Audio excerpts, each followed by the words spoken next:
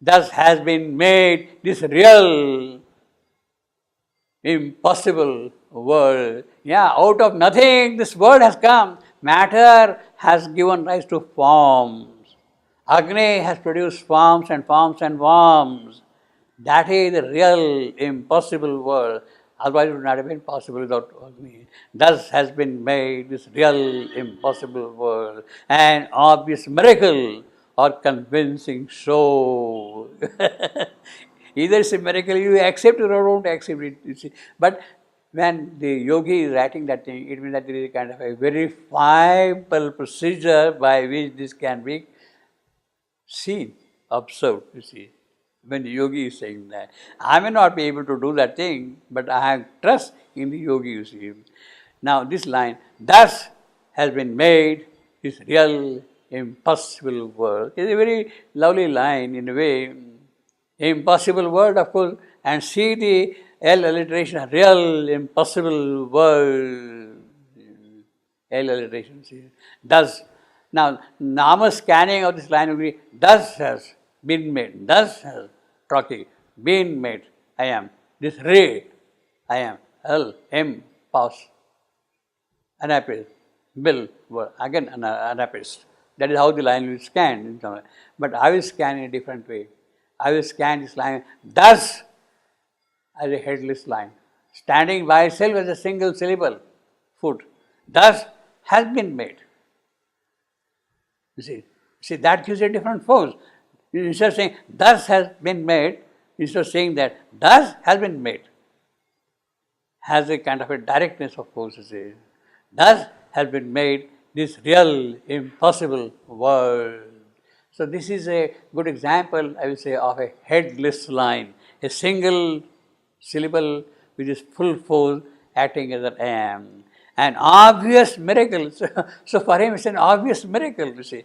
He starts with enigma, he starts with miracle, this is a miracle that now words and words are coming. Convincing so, or so it seems to man's audacious mind, if it is not a miracle. To man's audacious mind, what will he see? Who sits his thought as the arbiter of truth by mental thinking alone, he judges everything. His personal vision as impersonal fact, as witness of an objective world, his erring sense and his instruments artifice. His erring sense, because that's the quality. What does he see? Or so it seems, man's audacious mind. What does he see? What is that? That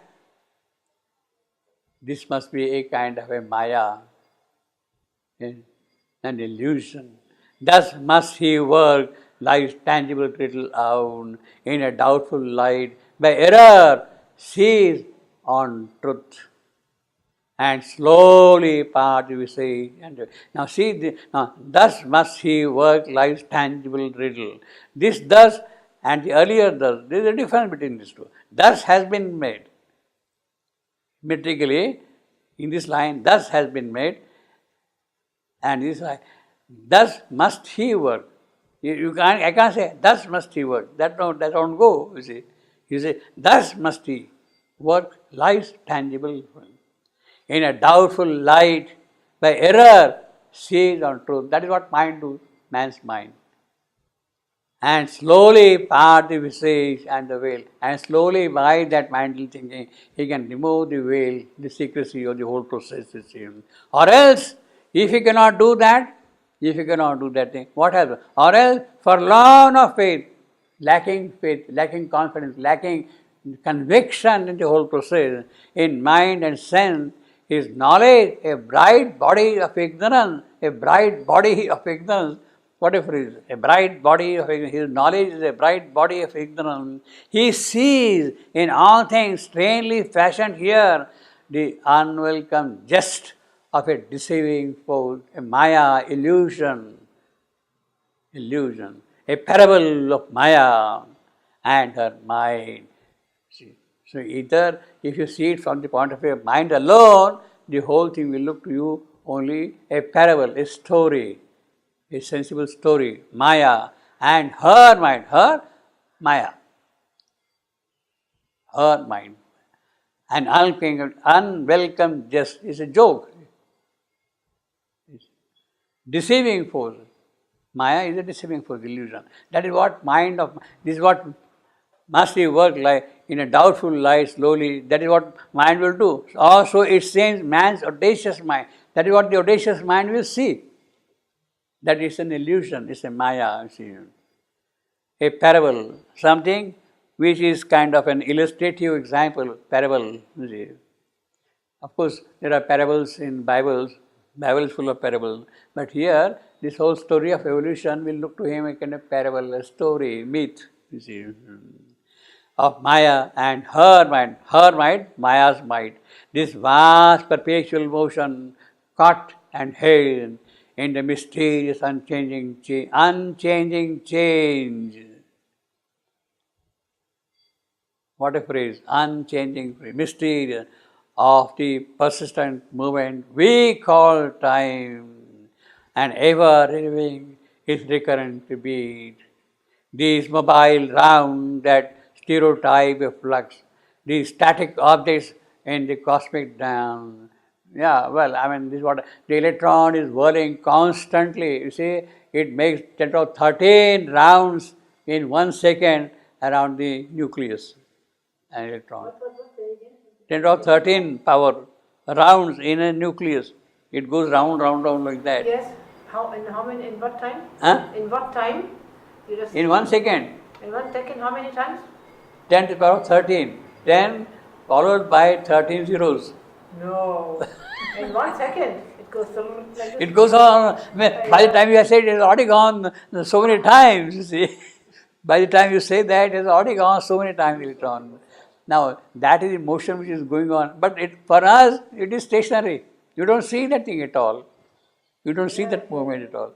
It takes 13 seconds, 13 rounds. Means the frequency is in 1/13th of second. 13 rounds in? 10 to the power 13. 10 to the power of 13. 10 followed by 13 zeros. So in 1 second it goes so many times, you can't count them also. But we are able to count them.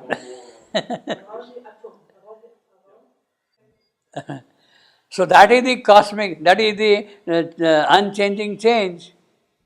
That is the unchanging change. This vast perpetual motion, cut and held in the mysterious. You see, it's really a miracle that you have got the nucleus and around it the electron is moving. That's the kind of a picture. In fact, even the very fact that the earth is moving around the sun, it takes 24 hours for the earth to move around itself and 1 year to go around the sun, you see. That itself is a miracle, you see. It is helping us. This vast perpetual motion caught and this is going on and on since the beginning. You see. In the mysterious unchanging change, the persistent movement we call time, and ever renewing is recurrent beat. It goes on and on. Now that moving of the electron so many times in 1 second, that is the chariot of Shiva is writing, the electron, the chariot of Shiva is writing then. The dance of Shiva. So that is the rate at which the dance of Shiva is going on, you see. These mobile rounds, the stereotype of flux, these static objects in the cosmic dance that are but energies, self-repeating worlds, prolonged with the spirit of the brooding void. Well, you see, this is the miracle. It is the void which has brooded all these things and brought out. So it's a very great creative void which can bring out, you see. Great creative void which can bring out the whole thing, you see. Out of nothing, all the things are happening, you see. Prolonged with the spirit of the brooding. No, it is the spirit is the void. It is the void. The spirit is void, not the spirit. The spirit is void itself is giving rise. Awaited life. Now, what is it for? Why this whirling? Why this constant motion? For what? Awaited life and sense and mind. He is now taking this step forward. The elements have been created, Agni has started working, all these things are happening. All right, now he is taking the story forward. The parable is being carried forward, you see. What is the parable? Awaited life and sense and waking mind. So he is going to describe now this part of the process, how material creation has come into existence. The occult yogi, the yogi scientist had described you this. Now he is going to further. He is moving on, the story is moving on. A little, the dreamer changed his poise of stone. Now with life and sense and waking mind, the dreamer who had dreamed the whole thing, that brooding void, who is there, the dreamer who is there in that brooding void, he has slightly changed his poise. From matter he is moving now towards life. From matter he is moving on. A little, the dreamer changed his pose of stone. He was inert matter, insensitive matter. He is going to acquire sensibility. He is going to acquire motion. He is going to acquire movement. You see. A little the dreamer changed his pose of stone. But when the inconscient scrupulous work was done, and chance goes by fixed immutable law, a scene was set for nature's conscious play. So when all this work is done by the inconscience, then nature's conscious play can begin of mind coming into picture and working out things. Until now it was a kind of a mechanical job which was being done by nature. There was a sort of a driving force, and without seeing what is going to happen, but there is something in her which was carrying on that thing until now. A scene was set for nature's conscious play. Means he is preparing the discussion for the second stage. Then stirred the spirit's mute, immobile sleep. In matter it was the immobile sleep of the spirit. The force conceived broke dumbly, slowly out, which is lying there until now.